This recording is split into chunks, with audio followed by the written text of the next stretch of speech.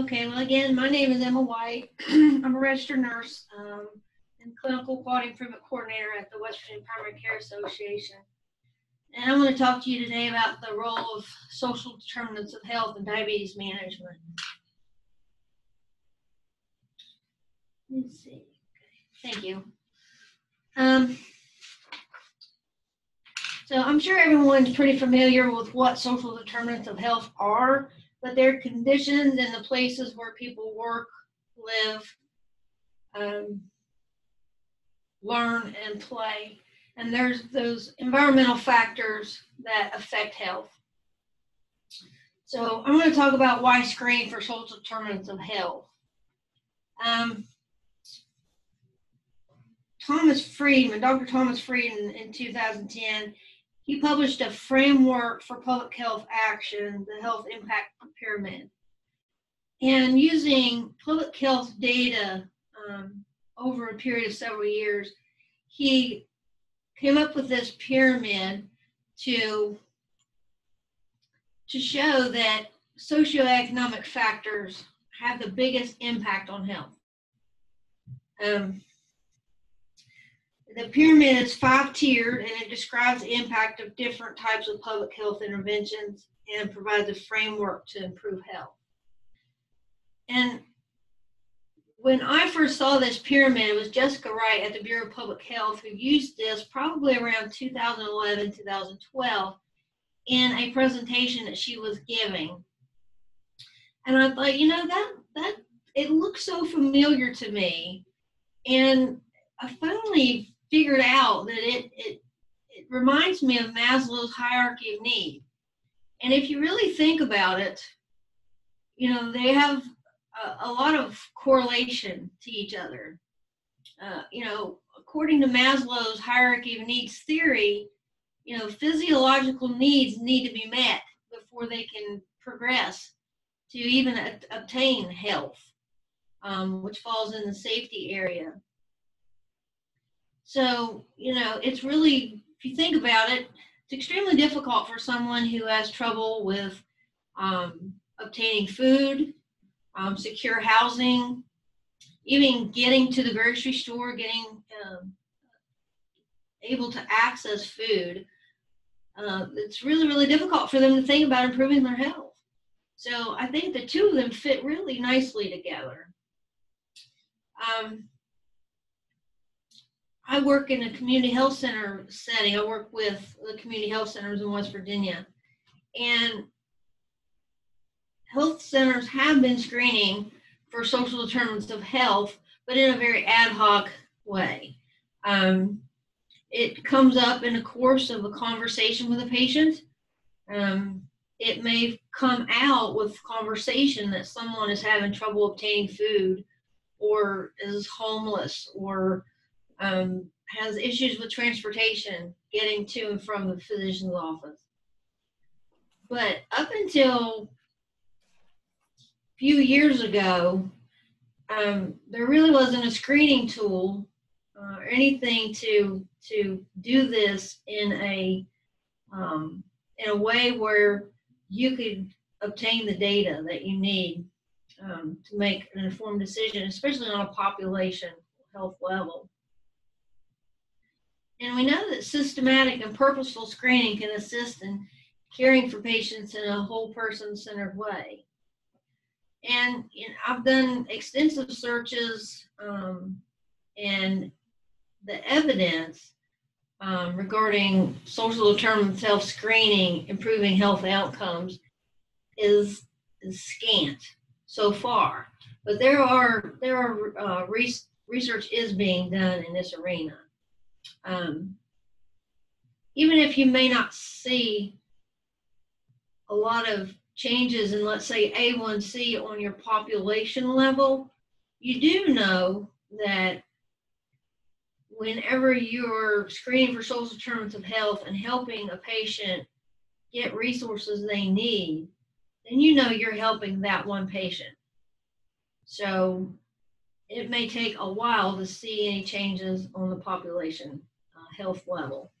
Okay, next slide. So over the past year, we've been working with health centers and implementing the Prepare screening tool, and it stands for Protocol for Responding to and Assessing Patients' Assets, Risks, and Experiences. And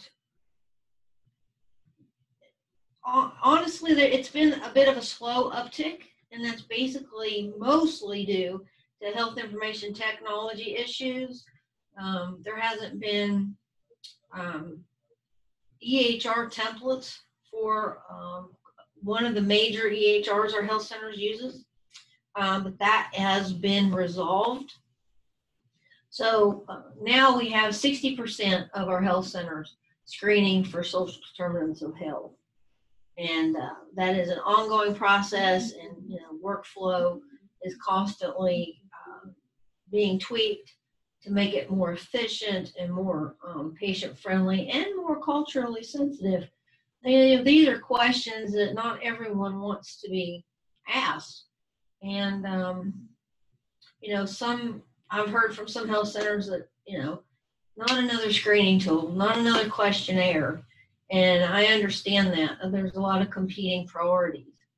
But I encourage health centers to start on a small level, maybe with one provider or one particular population of patients, maybe just one provider's diabetic patients for now. Just start small. Next slide. Prepare has core measures. The ones in green are the ones that most practice management systems already gather. These are questions patients generally ask at check-in. And so you could see the rest of the things that you can screen for. Most health centers currently that are screening are currently for screening for housing, transportation, and food, material security. And seeing in the coal field, the health centers in the coal fields are seeing mostly food insecurity issues, was what they're reporting to me, while in the Huntington area at that major health center, they are seeing a lot of housing instability there. Next slide. So what we work with health centers in doing is one, implementing the Prepare tool with different workflows and implementing it in their EHR. But another thing that they need to do, or health centers should do, is they need to do a scan of their available community resources. It's not always a good thing to screen for certain things if you have absolutely no resources in that area to address those issues.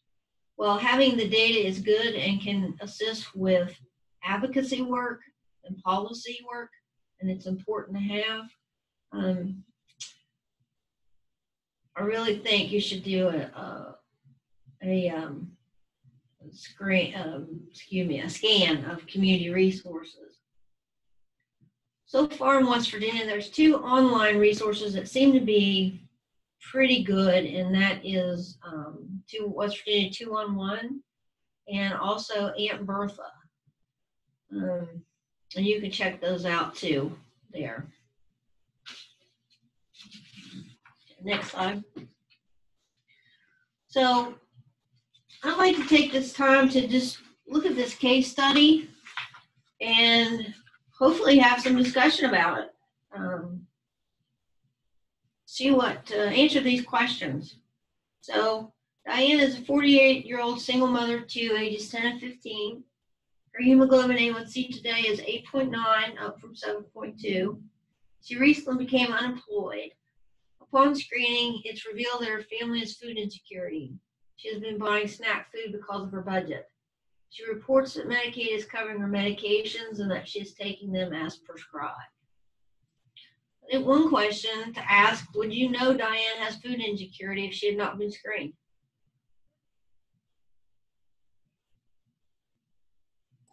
Nope. This is Jennifer Boyd. I don't think we would have known if she hadn't been screened. Yeah. It may come up in a conversation, with motivational interviewing, but probably not. And then, go ahead. I was going to say, this is Tracy with Cabin Creek. Sorry, Tonda and I are in the same room and I hear an echo. We fixed it. We're at Cabin Creek and we are really using Prepare. And luckily we have a team of care coordinators and myself that we can actually sit down with these patients and spend an hour, sometimes two, with them. And you just learn a wealth of knowledge. And, sometimes even, I would have maybe met with a person and did diabetes education first. And it will, of course, entail reading and looking at labels. And then we'll learn later, after the care coordinator has met with them for a while, that they really can't even read. And so this Prepare tool is just so useful. Well, thank you. Yeah. And, admittedly, it takes time to do this work, but I think the benefits are just far outweigh anything else. What health and wellness consequences are there in those who have food insecurity? Lots of them. Not only is her, A1C affected, but, she's under a tremendous amount of stress. She's probably depressed. And those types of stressors can, make depression worse, as you know. There are all kinds of consequences to someone who has food insecurity. How would you help Diane in this circumstance?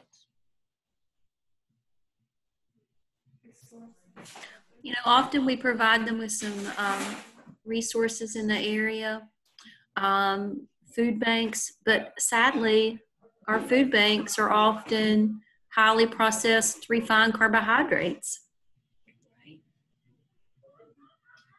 I do know there's some work being done in, a couple health centers that are working with their local food banks to do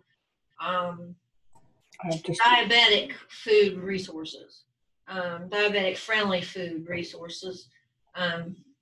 So, that's, again, developing community relationships is so important, because you can hopefully work with your local food pantry to try to get some more healthier options in there. Also, she qualifies for Medicaid. She probably, most likely, especially with 2 children, will qualify for food stamps too. So that's an option for a referral.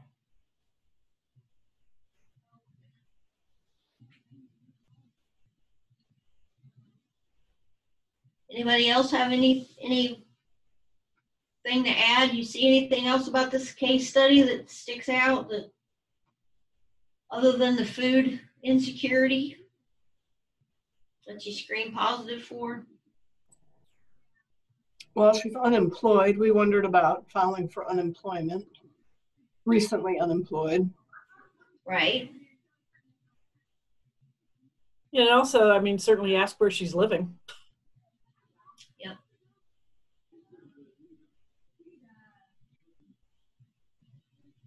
The other thing, we tend to keep a stash here of food. We ask, is there food in the house today? And if there's not, often we can take care of that. We just have a little informal food bank here that the employees kind of do. And if we got somebody that doesn't have food to eat that day, we take care of them. Right. I was just going to say, I find a lot of times it is hard to delve into some of the social aspects, even though it does definitely affect our care. So a lot of times I will reach out to our social workers, and they will, our nurses help as well as much as they can. Right. We're not really allowed to give samples. So that's, with her, it wasn't an issue because she's getting everything covered. But even those who, may not have assistance with meds, that becomes a major issue because of compliance. But I find the social workers really helpful, in kind of figuring out what possibly can be done to help them. Right. And I think one thing too, I've noted here that by screening for social determinants of health, you're not just helping that patient, you're helping the family, the whole family. So when you address this food insecurity, you're not only helping just Diane, you're helping her kids as well. So, that has a huge impact. Mm-hmm. Emma, one comment that I have, and this is getting a little bit deeper into food insecurity and away from just overall social determinants, but I've often thought that we could use help from, it wouldn't even need to be a dietitian, but a social worker or somebody who could educate people about inexpensive healthy foods, because snack foods may seem inexpensive, but for the nutrition that you're going to get, they're actually quite expensive. And trying to help people understand that kind of thing, I think whether or not they have enough money to get their food, just helping them understand inexpensive ways to eat healthy. Right. But that's slightly different. That's just getting more into the dietary aspect of it. Well, I do know that WVU Extension will, if you ask them to, and sometimes they have classes scheduled, is where they'll take a group of people actually to the grocery store and help them use their SNAP benefits. Get more bang for their buck with healthier foods using their SNAP cards. So, but again, trying to get people to show back up to a separate class is really hard to do. And I agree, Jennifer. I think it would be wonderful to have someone available to talk to patients right then and there about these things. But WVU Extension could be a resource to help with some education as far as that goes. They have healthy cooking classes too that they do on a budget. So.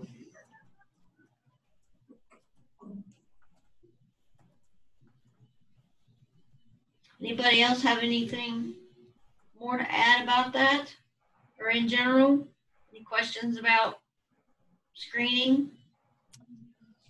I have a question for the centers who are doing screening with Prepare or with something else. How is anybody measuring? Well, I don't know how to ask this question. What I'm trying to think of is, how surprised were people by when they started formally measuring? How surprised were they by what they found? Was there homelessness that they didn't anticipate? Was there food insecurity at a much higher level than they anticipated? I'm just wondering if anybody has stopped and looked at that at any of the centers. I don't know how you would look at it other than impressions, but that's what I'm asking for. For Cabin Creek, it's new to us. And yeah, we already knew we had a lot of patients with social determinants of health. Our population is in the rural areas of Kanawha County, Clendenin, who had a major flood a few years ago, the other end with the loss of the coal industry. So we knew it, but maybe didn't know it to its severity. And so, we're learning the information and trying to figure out what are we going to do with it. Often a patient will have so many issues that we don't have resources for. And that's hard to say to a patient, I don't have food to give you today, or I don't have a home to get you in today, but we use the resources we've got. But we're taking the information and learning from it and starting really to learn about Z codes and adding those to our encounters and hoping that something more will come of it. If nothing else, it will bring knowledge to people above us that hopefully will trickle down in its way of services. But it really does help us to form a better relationship with that patient and give them the right support. When before, if we didn't know those things, you can't really educate a patient on diabetes if they're eating out of the food bank. You've got to change your game plan. And so in the end, it is useful, but at the same time, difficult for us too. But, infant stages, learning and hoping more that will come from it. Jen, Dr. Weimer, I just spoke with Dr. Weimer the other day. Valley Health Systems was one of our NAC train the trainer sites with Prepare. Mm-hmm. And so they've been screening, it'll be a year in April, they've been screening. They've screened about 40,000 patients so far. Wow. They're system-wide now with their screening. And what they are finding is they think that social determinants of health are extremely underreported. Out of that many, 40,000 patients they've screened, they've only had about 1,400 reveal an insecurity of some sort. Oh, I see what you're saying. Oh, that's interesting. And an HLH, maybe we're about the globulin. So they've rewritten the questions once because they didn't think their patients could relate to how the questions were worded. So they rewrote them once, and they're going to go back in again and tweak them again to see if they start getting people with more, reporting more insecurities, because that is really low for that population, especially. And what they are seeing is they thought it would be food, especially to more rural, more outside the city sites, but they're seeing transportation is their biggest issue. So they're actually, going to use their data to try to work with public transportation in Huntington and see what they can do with bus routes and things like that. But they'll have the data to go with and say, look, we've, a certain percentage of our patients are saying that they, are having transportation issues. Right now, those numbers are so low that it's not really significant enough.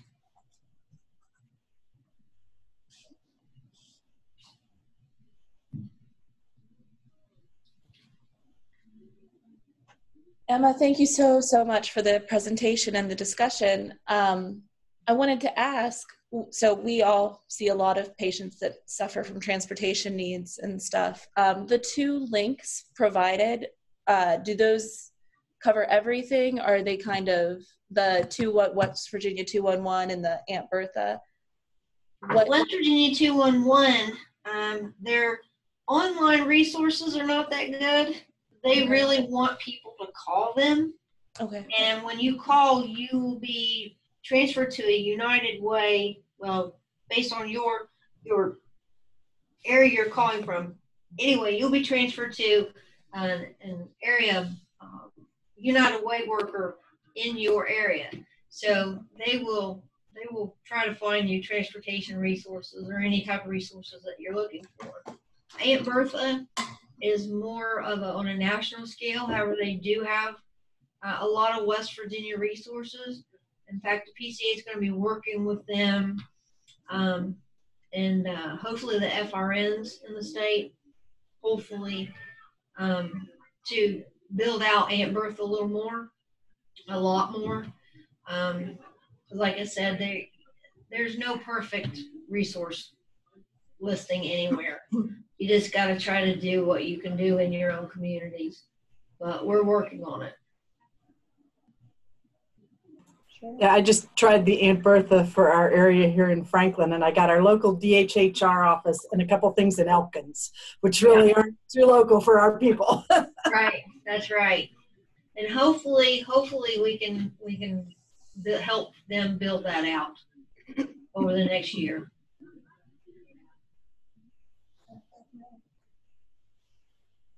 Does anybody have any other comments or questions about social determinants of health, food insecurity, transportation issues, etc.? I would be curious to hear from Emma or from the Cabin Creek colleagues or anyone or Dr. Rexroad, anyone who's using Prepare, how you use it, who does it? And how does the information get from whoever's collecting the information to the entire clinical team? What's the flow? For Cabin Creek, we have often our medical assistants doing the prepare at their regularly scheduled appointments. Often our care coordinators too, if they're seeing a patient in addition, that they're doing it, and then we trickle that information back to the provider. Thank you, Trace. That's what I was getting ready to say. Where is it stored? Is it stored in the EHR? And is it stored on paper in the EHR, or is it entered into electronically somewhere? It's electronic. I know that Athena has a beta template for prepare, and we are really hoping that Cabin Creek is one of the beta testers, and we're really glad that they agreed to do that. We're hoping more health centers will get on board too. It's Chris Perry, the local Athena rep, the regional Athena rep. He actually developed this tool himself, and so while it doesn't have the blessing of corporate Athena, at least it's available to health centers nationwide, and that's really good. Greenway Entergy has a template as well. eClinicalWorks.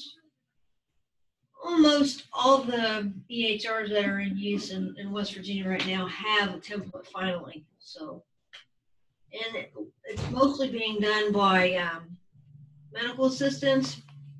Williamson Health and Wellness was our other clinic that partnered with us over a year ago, and they are using their prepare tool with their community health workers.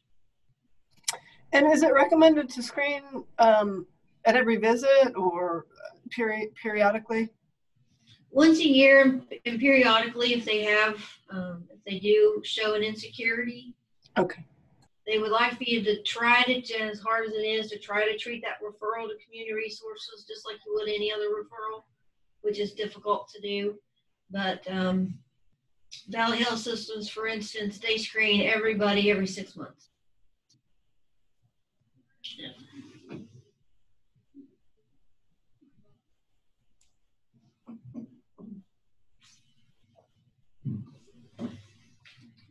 Well, thank you, everyone. Appreciate it. Thank you. Thank you. We really appreciate you coming and speaking for us today. Is it okay if I hang around for the rest of it? Absolutely. Great. Great. Well, really, we don't have a case for today, so if anybody has any questions, endocrine related, of course, we have Renee here and Renee's student, Teresa. Any questions, any impromptu cases, or anything else you guys wanted to talk about today?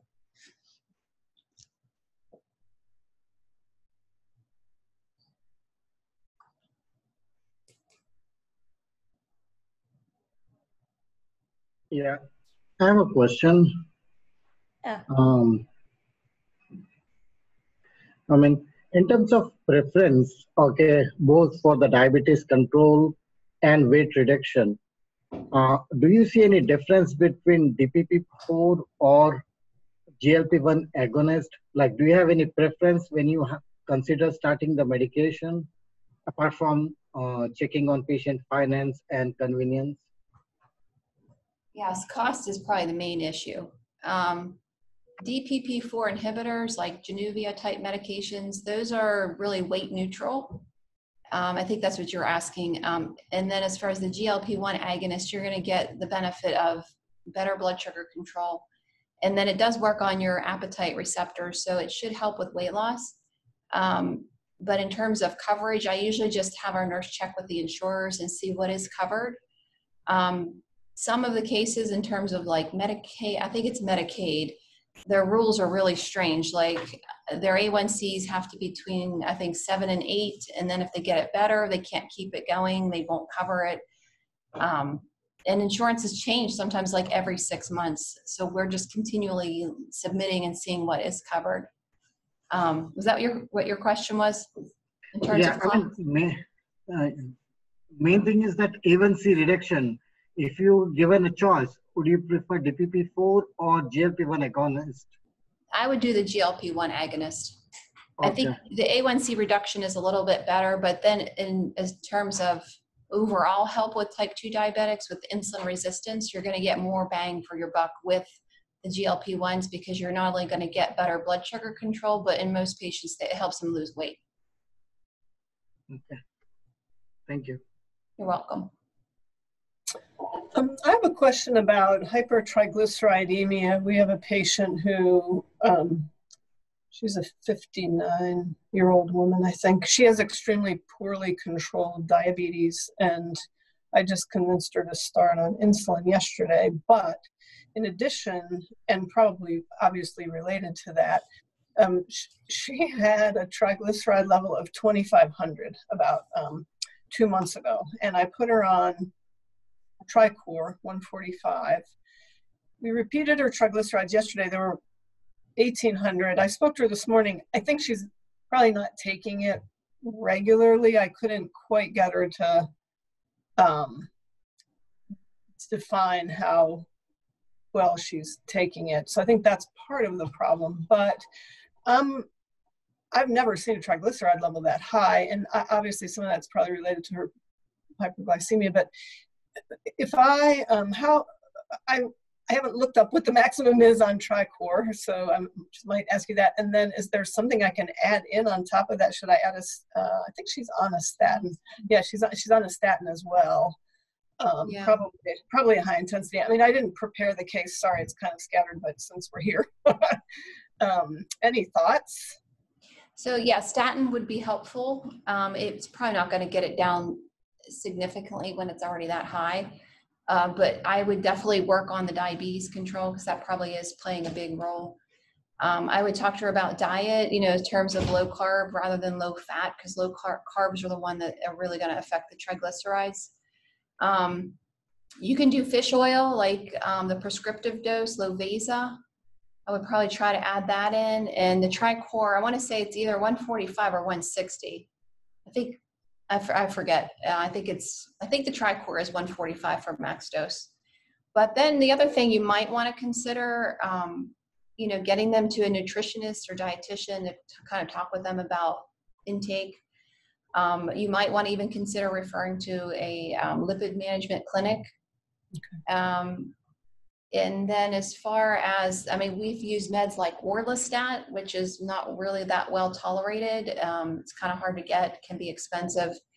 But because of the GI side effects, that one's not usually as successful for patients. But, and then I would just be concerned, with, of course, pancreatitis. Right. Some patients, we've even sent them to nephrology to get them, like, the blood removed, the lipids removed out of the blood, the plasmapheresis. Wow. Okay, thank you. You're okay, welcome. That's helpful. She drinks a couple of Cokes a day, so that's one of our big projects with her. And then I would, also ask her about like alcohol use and things like that, which you probably have already done. But yeah, I'll make sure any lifestyle modification you can do to help, but probably some of this is hereditary. I mean, with the level that high, it's not helping with the A1C and stuff, but all those things I would focus on, and then also consider, referring out. Thank you.